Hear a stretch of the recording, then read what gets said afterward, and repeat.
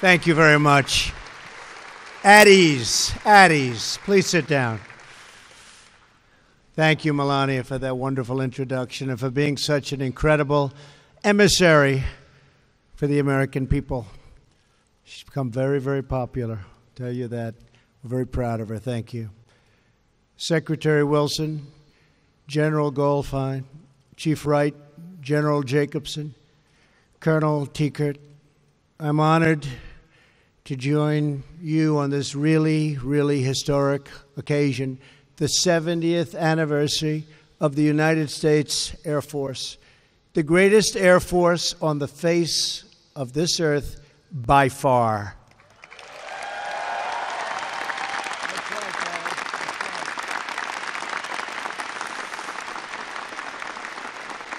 Before we begin, I want to say that our hearts and prayers go out to the people of London who suffered a vicious terrorist attack today.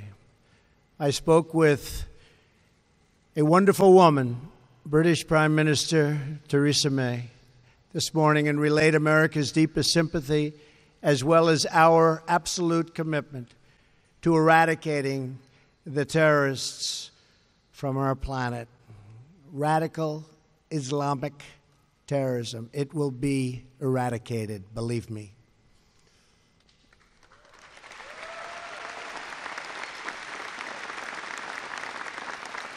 America and our allies will never be intimidated. We will defend our people, our nations, and our civilization from all who dare to threaten our way of life. This includes the regime of North Korea, which has once again shown its utter contempt for its neighbors and for the entire world community. After seeing your capabilities and commitment here today, I am more confident than ever that our options in addressing this threat are both effective and overwhelming.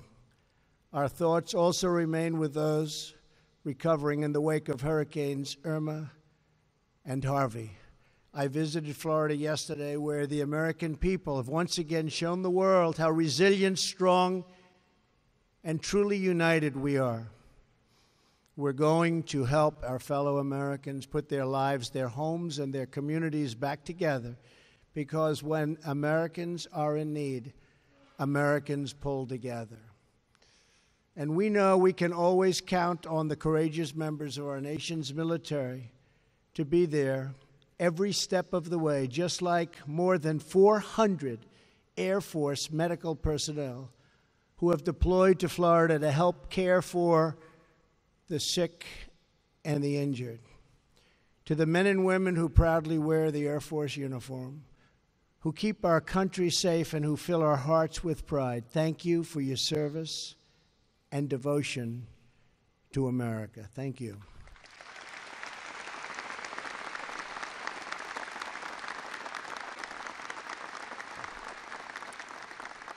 I am truly thrilled to join you today at this really incredible milestone. 70 years since the founding of the United States Air Force. Congratulations.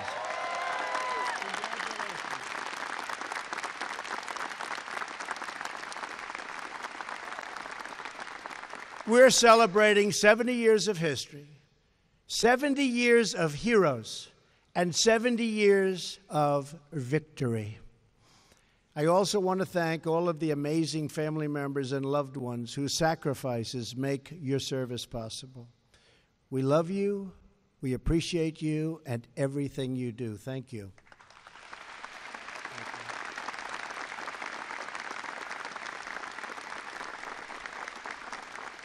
For 7 decades, the United States Air Force has pushed the boundaries of science and technology, helped restore peace and stability to troubled lands, and kept Americans safe from those who threaten our very way of life.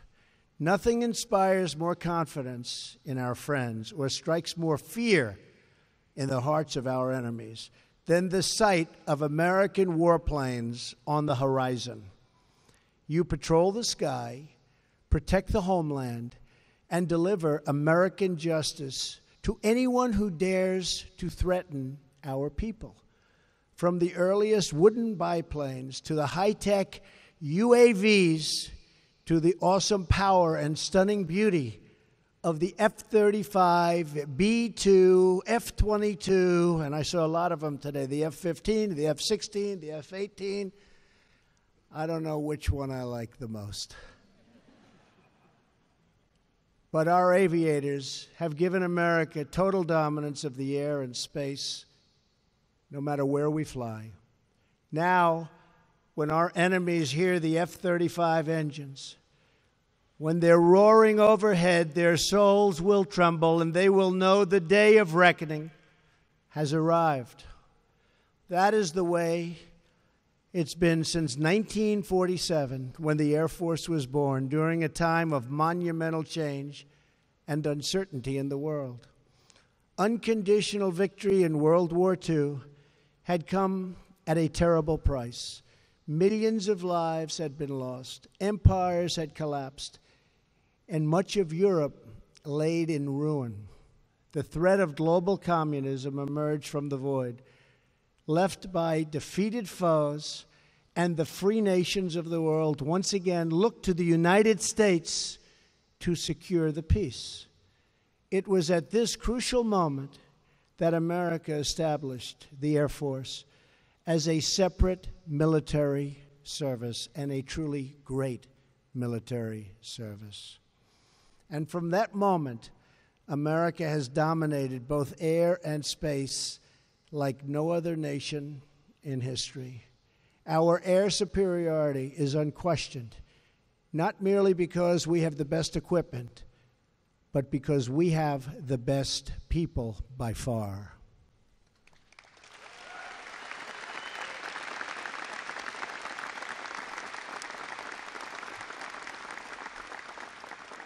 From the Berlin airlift, through the gauntlet of MiG Alley, to the skies above the jungles of Southeast Asia and the deserts of the Middle East, American airmen have proven that they have no equal in courage, capability, or commitment. You are the ones who own the sky. You are our greatest weapon of all. In the last 64 years, American ground forces have not lost a single life to an enemy airstrike. Pretty amazing. And that is truly a testament to the strategy and skill of American airmen and the essential role you play in our national defense. As Commander-in-Chief, I'm committed to keeping the United States military the best trained, best equipped, and most technologically advanced fighting force on the planet.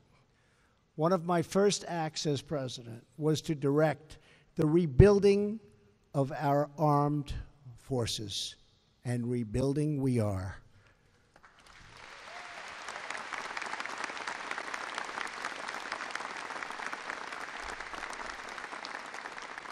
Congress took an important step this year by heeding my call for a $20 billion increase in defense spending, and we're going to be doing even much more than that. But the servicemen and women who defend our nation with their lives deserve the predictable and consistent funding that will help them win quickly and win decisively.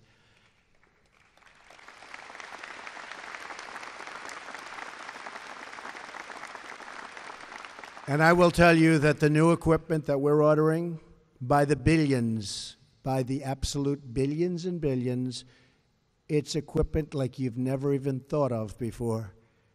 There is nobody in the world that will have anything even close to us and what we're doing. And that's my great honor. Believe me, I said it early on and I say it again. There is nobody even close.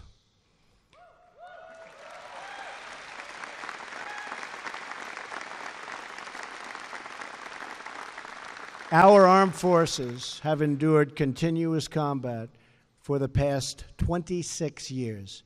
Yet, despite this, the number of airmen on active duty has dropped by 1/3 since the 1990s, and we've cut more than half of our fighter squadrons.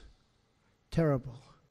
That is why I am calling on Congress to end the defense sequester once and for all, and to give our military the tools, training, equipment, and resources that our brave men and women in uniform so richly deserve. And that is happening.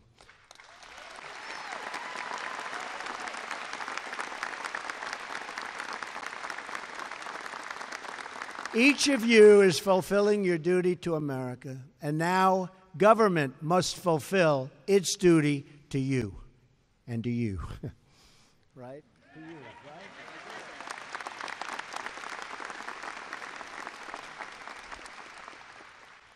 We will stop delaying needed investments in our readiness, and we will renew our commitment to the patriots who keep America safe. In doing so, we will continue the proud legacy of service that each of you has inherited, a legacy built over the generations by legends like Yeager, Wagner, Rittenbacher, Boyd, Grissom, and Schriever, the heroes who broke barrier after barrier to push America farther, and they really did. They broke so many different barriers.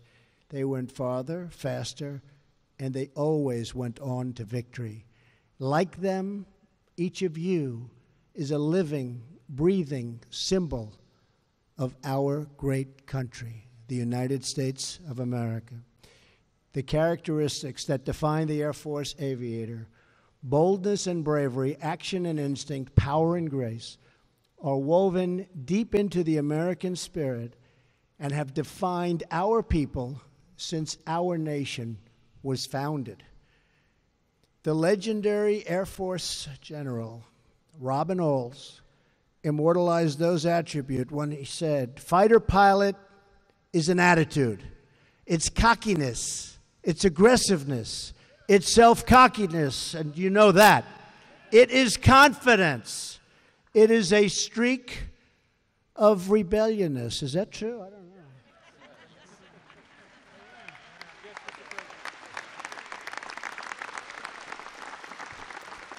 And I just met a lot of these folks. They're better looking than Tom Cruise, and we know they can fight better, and we know they can fly better.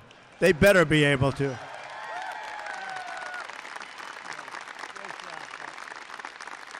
Great people.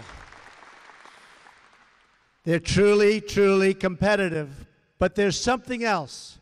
There's a spark. There's a desire to be good, to do well in the eyes of their peers. That desire to do good, to soar past every challenger, to overcome every obstacle, and to win for your fellow citizens and the land that we love is the same desire that beats in the heart of every red-blooded American patriot. We are, and forever will be, a nation of pioneers and patriots, risk-takers and renegades, aviators and astronauts. We crave adventure and achievement, exploration and enlightenment. We carved out a home in the new world, gave birth to the modern world, and we will shape tomorrow's world with the strength and skill of American hands. Because for America, the sky is never the limit.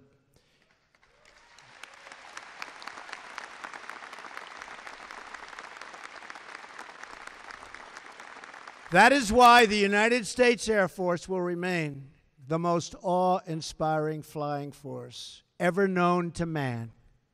Like every part of our military, the Air Force is born from the will of our people to search, to explore, to reach new heights.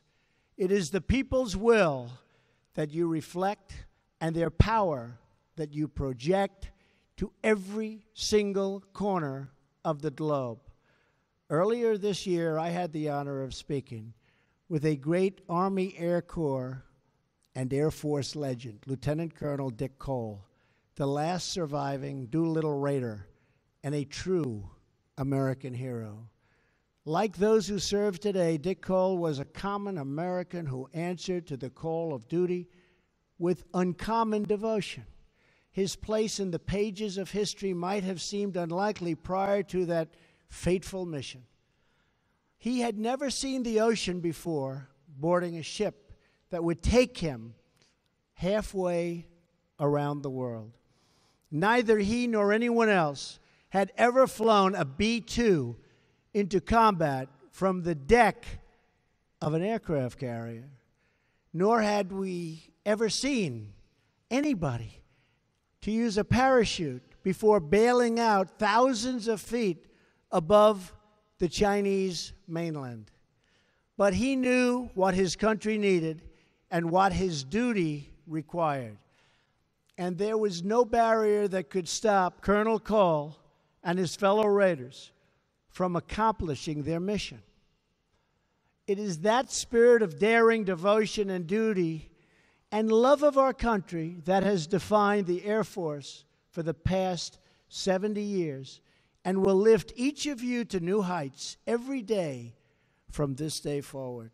There is no distance too far, no speed too fast, no challenge too great, and no height too high that will keep the United States Air Force or the American people from total victory. The American people are eternally grateful. We will stand with you always and never forget, I am always on your wing. Happy 70th birthday to the United States Air Force. Happy birthday to everybody. We are so proud of you. Congratulations to each and every one of you. And thank you for keeping America proud, strong, safe, and free. Thank you. May God bless the armed forces, and may God bless the United States of America. Thank you very much, everybody. Thank you. Congratulations. Thank you.